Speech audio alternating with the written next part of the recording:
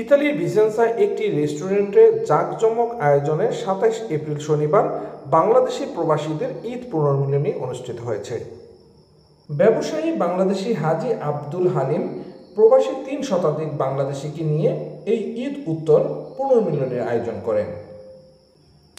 হাজী আব্দুল হালিম বাংলাদেশের নারায়ণগঞ্জের বন্দর উপজেলার মদনপুরের কালাবাড়ি গ্রামের বাসিন্দা।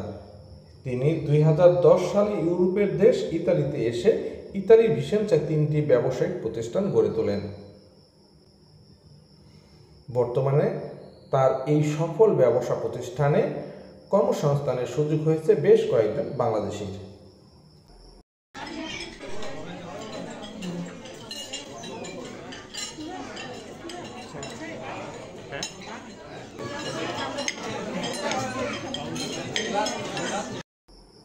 স্বদেশ নিউজ ডেস্ক।